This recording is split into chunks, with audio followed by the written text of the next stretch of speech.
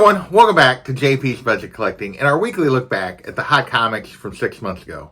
This week we're looking back at the hot comics from May 12th, 2023, and we're recording this on November 9th, 2023. As always, I give you those dates so you know when this information is actually relevant, because market is always moving and changing, as we'll see by how different these prices are just 6 months after these books were hot. As always, also, we're looking back at the CBSI Hot Top 10 and the Comic Tom Key Collector Hottest Trending Comics of the Week. Each week they put out a list of 10 books that are moving in the market, that are trending up, that are gaining value or gaining lots of sales, that for whatever reason, whether it be they were optioned or there's MCU related news or it's just a hot new cover, they put out these lists of books, and we come back 6 months later and see how they're doing in the market so we can evaluate a little bit of what factors make books stay hot, what factors make books drop off, and so we all make a little bit better decisions about which books we chase and which books we are patient on. So, we got, I believe, let's see, 16, how many books we got this week? 16 books to talk about this week. I had to look at my list real quick. And so, let's talk about them, see what we can learn. All right, first up, we got Legend of Zelda, number 3 from 1990. There's no real first appearance here, but this is, so why is this hitting the list and not number 1? I guess this one's a little harder to find. The rumors, this was still hitting the list because of rumors about a Legend of Zelda movie, which I think we actually got confirmation on here. Like live action, not animated, that we were going to get live action here just in this last week. I will tell you, I looked at values because of the way my week went before that announcement came. So there may be sales since that I'm not getting. I looked up the values on Tuesday, I think. And I hadn't, Tuesday. So I don't think this came out. I think this came out yesterday or maybe, but anyway. So when I looked, or back then, raw copies were going for 30 to 40. 9.8 was going for 800. Values here, recent sales up until this announcement were 20 to 35. We'll see. It maybe have jumped back. But it was definitely a down and an I'll be back from back in the spring, just based on current sales. My guess is this announcement that we've seen that there's probably live action coming is probably prop those sales numbers up. So since I actually did value check. Next we have, that was our only kind of movie option rumor stuff there. Next we're moving into our covers. We have Something Epic, number 1, the Seismon Kudrasky, one per store, basically. These one per store, as I said back then, are usually always traps. They don't hold very well. This one was going for 40 to 75. This one's actually held better than most. It's now a $30 to $50 book, so it's still on the lower end of that range. Only one 9.8 sale going for 150. So down and I'll be back is what this turned into. So this one did better than most one per stores. Which maybe that means this series was a little better than most. I haven't really heard anybody talk about Something Epic, but this cover at least held better than what we would typically see, although it's still down and was still worth being an I'll be back. Next, we have Ghost Lore, number 1, the Jenny Frison 1 in 50. There's actually 3 versions of the Frison cover, but the 1 in 50 is the one that we were talking about. Back then, raw copies were going 60 to 80 on a 1 to 50, not usually a good sign. No recent sales of the 1 in 50 on its own.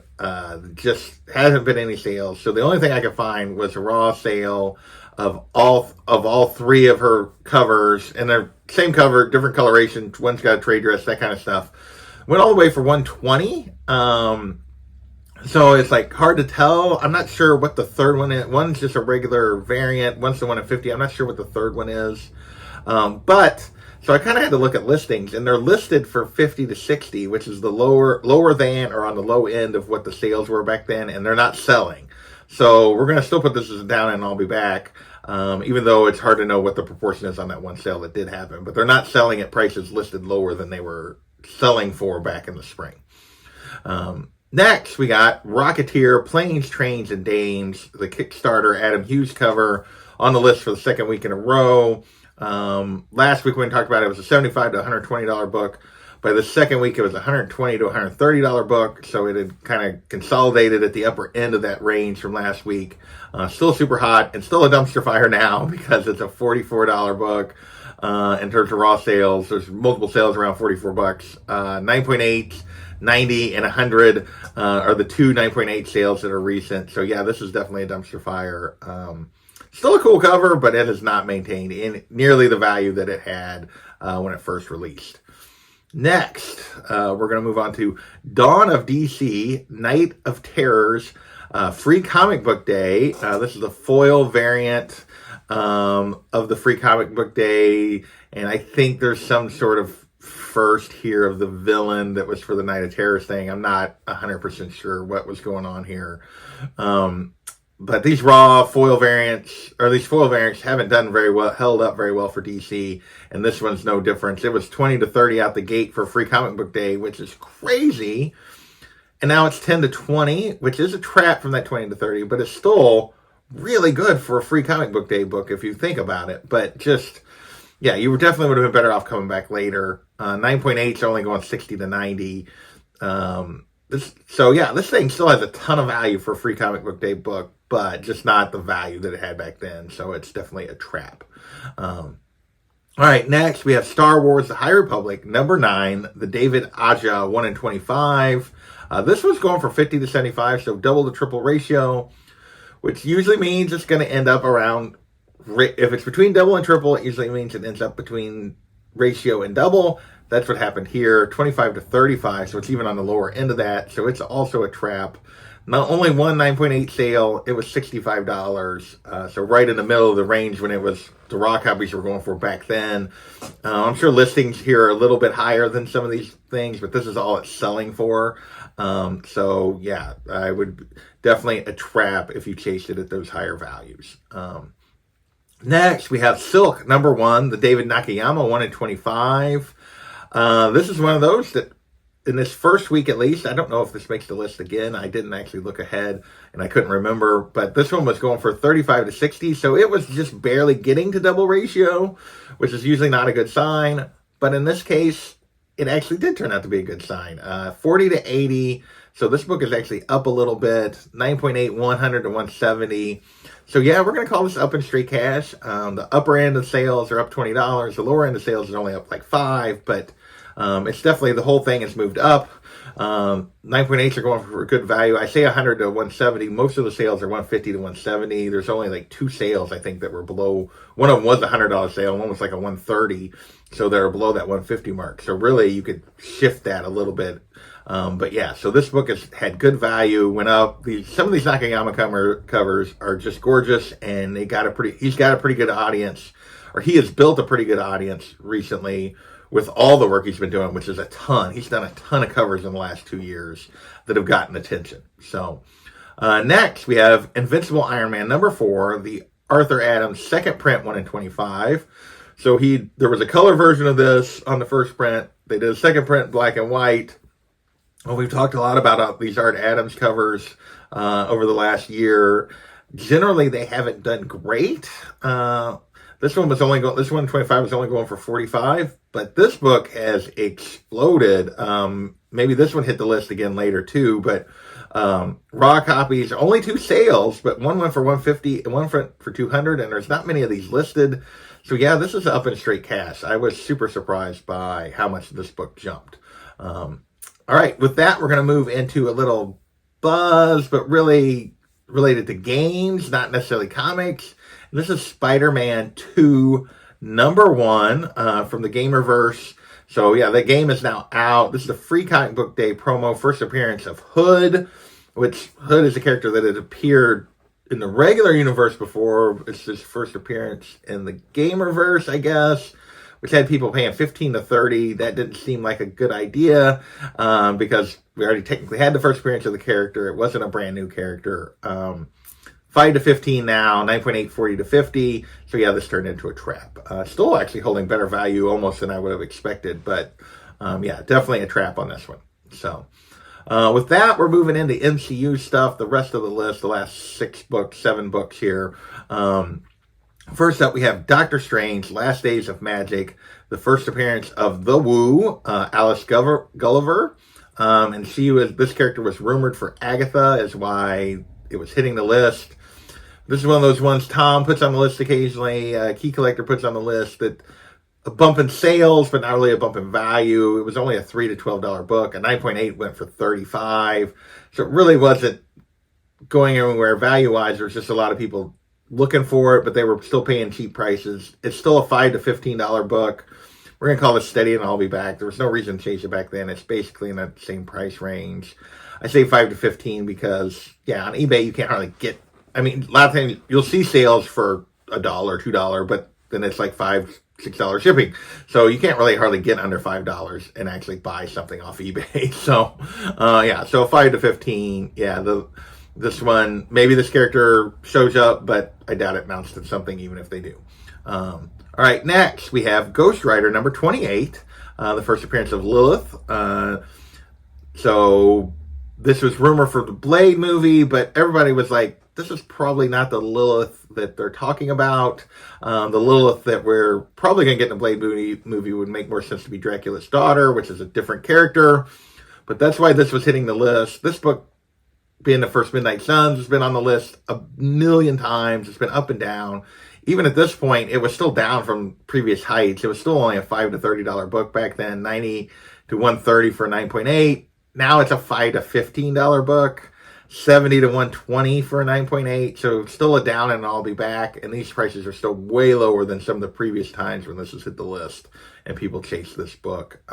This is definitely one I would just look for back issue bins, be patient on. It's not a book that seems to be any kind of sustained value in terms of like more than like that $5 to $15. Next, we have Uncanny XMen number 213, the first cameo appearance of Mr. Sinister, plus a little bit of going on here with Wolverine and Sabretooth. But back then, raw copies were going for $25, 9.8, $250. These were direct prices, not newsstand. If you go in and look at sales, you'll see the newsstand sales were significantly higher. But most of the sales are direct here, so that's why I just focused on them.